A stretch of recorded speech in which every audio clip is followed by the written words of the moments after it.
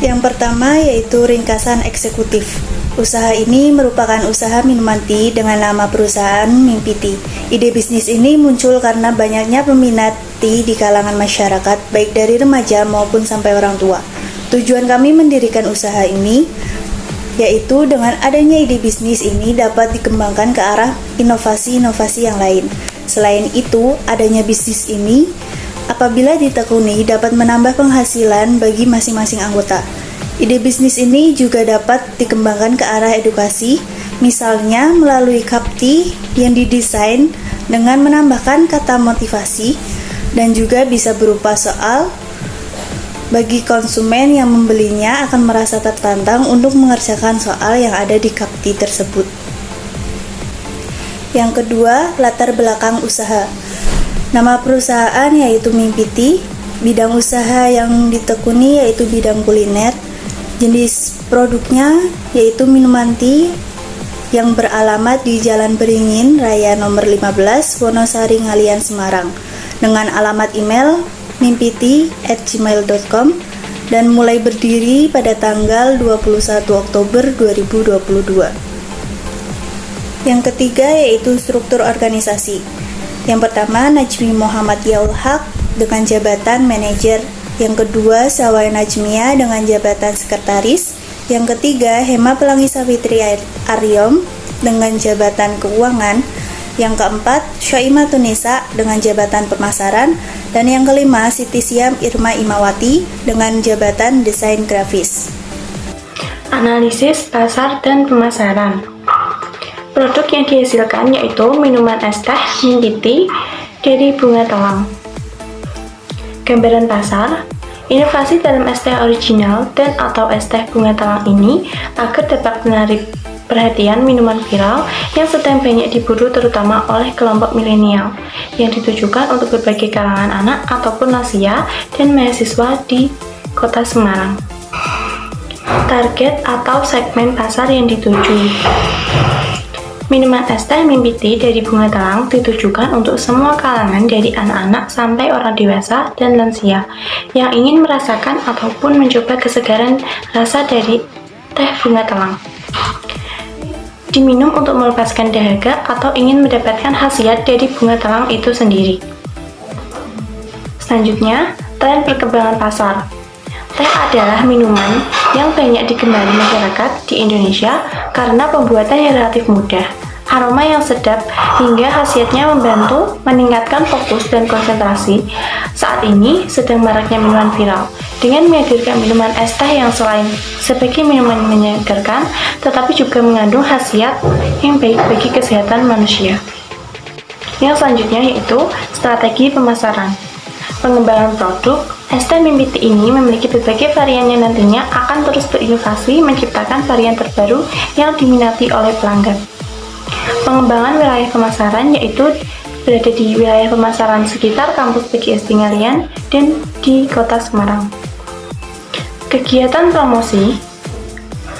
Produk akan secara langsung memperkenalkan kepada para pelanggan dan menggunakan sosial media seperti WhatsApp dan Instagram dalam memperkenalkan produk Mimpi Tea. Strategi penetapan harga. Harga yang ditentukan akan menyesuaikan model produk dan pemasaran. Selanjutnya, analisis pesaing. Analisis pesaing pada produk Mimpi Tea ini yaitu outlet es teh terdekat atau brand minuman es teh yang sudah terkenal. Keunggulannya dimiliki pesaing, sudah memiliki pelanggan. Yang kedua, sudah memiliki banyak varian rasa. Yang ketiga, banyak memiliki cabang.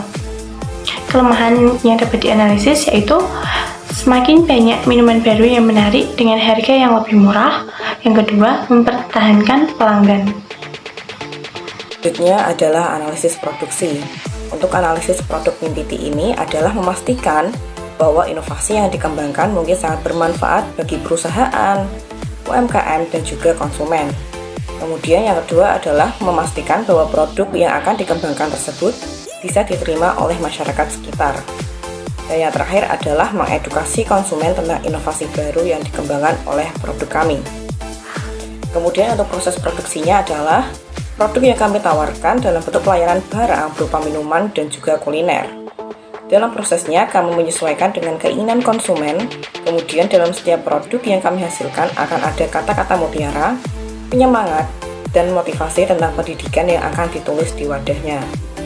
Untuk analisis sumber daya manusianya sudah tertera dalam tabel seperti berikut ini. Begitu juga untuk tingkat SDM yang dibutuhkan sudah tertera dalam tabel seperti berikut ini. Yang selanjutnya adalah analisis kompetensi SDM. Yang pertama, SDM yang dimiliki yaitu MIMPITI merupakan SDM yang sudah memiliki keahlian di bidangnya masing-masing. Yang selanjutnya, dalam bidang proses dan pengemasan menjadi produk yang siap dipasarkan dilakukan oleh sarjana muda yang ahli dan memiliki pengalaman yang menjanjikan.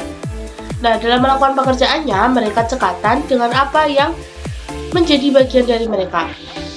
Dan selanjutnya, manajemen, bagian keuangan, SDM, pemasaran, dan operasional mereka belum cukup bagus dalam dan masih belajar dalam proses pengembangan usaha lain.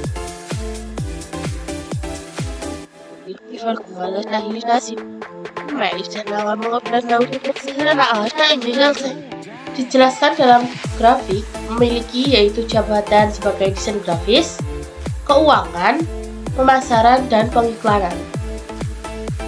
Nah, yang selanjutnya adalah rencana kebutuhan pengembangan SDM. Bisa dilihat dalam grafik, yaitu ada jabatan, desain grafis, jumlah kebutuhan 1-3 orang pekerja, tenaga yang tersedia adalah 1, dan tenaga yang harus direkrut adalah 2. Yang selanjutnya adalah jabatan keuangan, jumlah kebutuhan 1-2 pekerja, tenaga yang tersedia hanya 1, dan tenaga yang harus direkrut yaitu 1.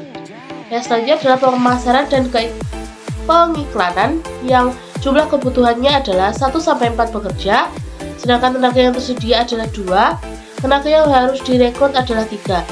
Nah, yang manajemen adalah 1 pekerja, tenaga yang tersedia hanya 1, dan tenaga yang harus direkrut tidak ada. Yang selanjutnya adalah sekretaris, 1-2 pekerja, tenaga yang tersedia hanya 1, dan tenaga yang harus direkrut pun 1. Selanjutnya, kita akan membahas mengenai analisis keuangan. Nah, kami di sini akan menampilkan tabel dari rencana kebutuhan investasi dengan total nilai Rp187.000. Selanjutnya adalah analisis terhadap dampak dan resiko usaha. Dampak yang pertama adalah dampak terhadap masyarakat sekitar. 1. Dengan adanya usaha es teh ini akan menyediakan minuman yang segar dan juga sehat karena terdapat bunga telang di dalam es teh tersebut, sehingga selain menyegarkan juga menyehatkan bagi konsumen dan juga masyarakat sekitar yang membelinya. 2. Membuat lebih banyak sumber daya manusia yang penasaran dengan teh bunga telang yang diproduksi oleh kelompok kami. Dampak yang selanjutnya adalah dampak terhadap lingkungan. 1. Dampaknya pada lingkungan akibat dari MIMPITI adalah sampah kemasan produk. Namun hal itu bisa dicegah dengan kita bekerja sama dengan pembeli atau warga yang ada di lingkungan sekitar untuk memanfaatkan kembali sampah agar bisa didaur ulang atau dijadikan sebuah karya. Yang kedua, melalui penjualan teh yang akan dibuat memudahkan orang dalam mencari teh atau membelinya agar masyarakat tidak susah payah dalam membuat teh sendiri. Yang ketiga, agar masyarakat lebih mengenal dengan produk yang dibuat, kita harus membuat brosur yang menarik.